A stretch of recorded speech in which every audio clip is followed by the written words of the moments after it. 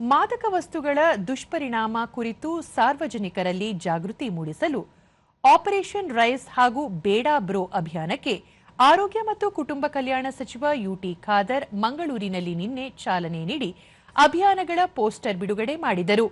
ಈ ಸಂದರ್ಭದಲ್ಲಿ ಶಾಸಕ ವೇದವ್ಯಾಸ ಕಾಮತ್, ನಗರ ಪೊಲೀಸ್ ಆಯುಕ್ತ ಸುಧೀರ್ ಕುಮಾರ್ ರೆಡ್ಡಿ, ಮಹಾನಗರ ಪಾಲಿಕೆ ಆಯುಕ್ತ ರಾಹುಲ್ ರತ್ನಂ ಪಾಂಡೆ ಮತ್ತಿತರರು ಉಪಸ್ಥಿತರಿದ್ದರು. ಇದೇ ವೇಳೆ ಪ್ರತಿಜ್ಞಾವಿಧಿ ಸ್ವೀಕರಿಸಲಾಯಿತು.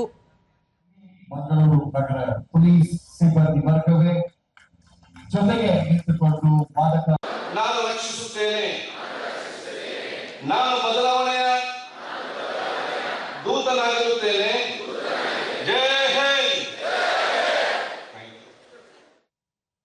ಬಳಿಕ ಯುಟಿ ಖಾದರ್, ಮಾದಕ ದ್ರವ್ಯ ಸೇವನೆಯು ಯುವ ಪೀಳಿಗೆಯ ಭವಿಷ್ಯಕ್ಕೆ ಮಾರಕವಾಗಿದೆ.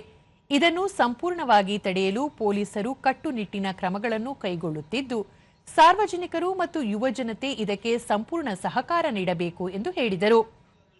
ದೂರ ನಿಲ್ಲುವಂತಹ ಒಂದು ದೊಡ್ಡ ಮಟ್ಟದ ವ್ಯಕ್ತಿತ್ವ ನಿಮಗೂ ಬರಬೇಕು, ನಿಮ್ಮ ಮಿತ್ರರು ಹೇಳಬೇಕು, ನೀವು ಪ್ರತಿಯೊಬ್ಬರಿಗೆ ಅದನ್ನು ಮಾಹಿತಿ ಕೊಡೋ ಕೆಲಸ ಆಗಿ ಈ ಕಾರ್ಯಕ್ರಮದ ದೊಡ್ಡ ಮಟ್ಟದ ರಾಯಭಾರಿಯಾಗಿ ಹೋಗಬೇಕು.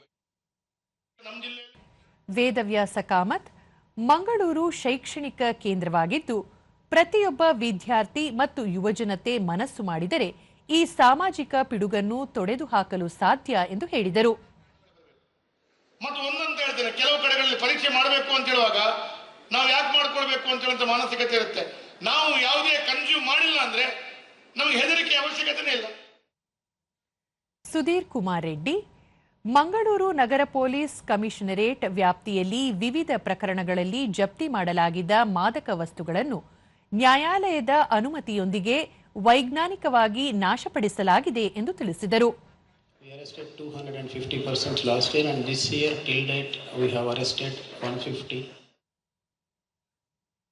ರಾಹುಲ್ ರತ್ನಂ ಪಾಂಡೆ, ವ್ಯಸನ ಮುಕ್ತ ಸಮಾಜ ನಿರ್ಮಾಣಕ್ಕೆ ಯುವ ಜನತೆಯ ಸಹಕಾರ ಅಗತ್ಯ. ಒಬ್ಬ ವ್ಯಕ್ತಿಯನ್ನು ಮಾದಕ ಮುಕ್ತಗೊಳಿಸಿದರೆ ಇಡೀ ದೇಶವನ್ನು ಬದಲಾಯಿಸಿದ ಕೀರ್ತಿ ಸಲ್ಲುತ್ತದೆ ಎಂದರು. Police commissioner within next 6 months we should be able to solve most of the problem.